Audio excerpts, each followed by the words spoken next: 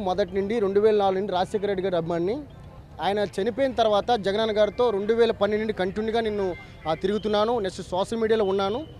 ఆ అభిమానంతో 2024 ఓడిపోయిన తర్వాత మరింత నాలో కసి పెరిగి నేను జగనన్న గారు డైరెక్ట్గా సపోర్ట్ చేయాలి, సోషల్ మీడియాలో కాదు పార్టీలో చేరి పెద్దల సమక్షంలో పార్టీలు చేరి నేను సపోర్ట్ చేయాలనుకుంటున్నా.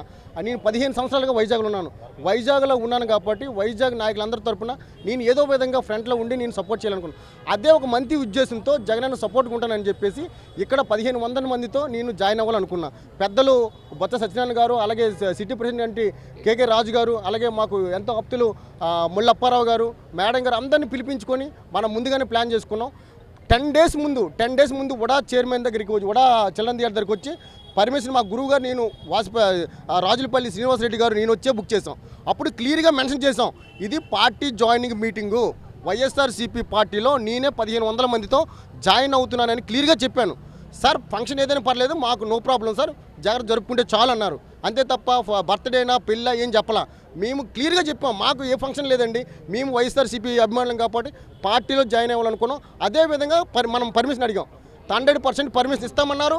మేము నా డబ్బులే, నా అకౌంట్ నుండే 71 రూపీస్ 71,000 రూపీస్ ఇక్కడ కట్టాను. కట్టిన తర్వాత అంతా ఏర్పాటు చేసుకున్నాం. ఎల్ఈడి స్క్రీన్లు జరిగిపోయి, నిన్న నైట్ నుండి వర్క్ జరుగుతుంది, ఈ బ్యానర్లను పెట్టారు, అవన్నీ జరిగాయి.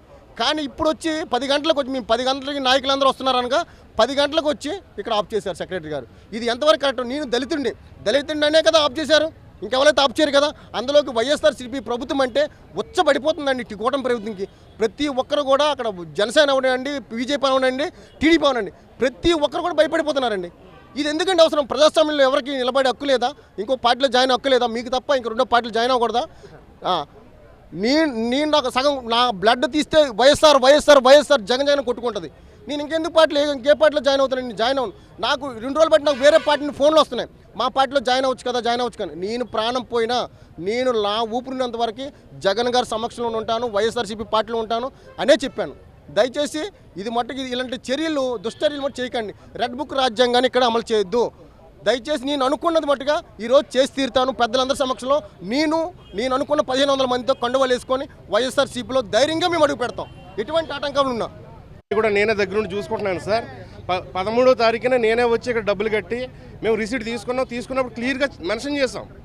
సార్ ఇది వైఎస్ఆర్సీపీలో 1500 మందితో ఉత్తరాంధ్ర నాయకులతో వాళ్ళ సమక్షంలో మేము జాయిన్ అవుతున్నామని క్లియర్గా చెప్పామండి. వాళ్ళు ఓకే అని చెప్పి రిసీట్ ఇచ్చారు.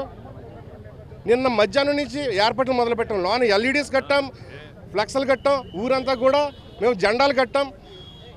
ఇంచుమించుగా 1500 మంది కొత్తగా జాయిన్ అవ్వాలని చెప్పి మనుషులందరూ కూడా, మేము సభ్యులందరూ కూడా వచ్చేసారు.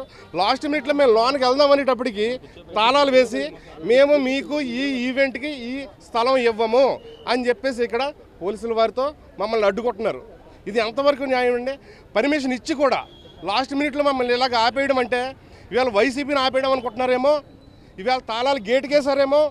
మాకు కాదు, ఇవాళ 1500 అనుకున్నాం కదా, చూస్తూ ఉండండి 150 మందితో ఇదే వైజాగ్లో మేము వైఎస్ఆర్సీపీలో జాయిన్ అయి తీరుతాం ఖచ్చితంగా.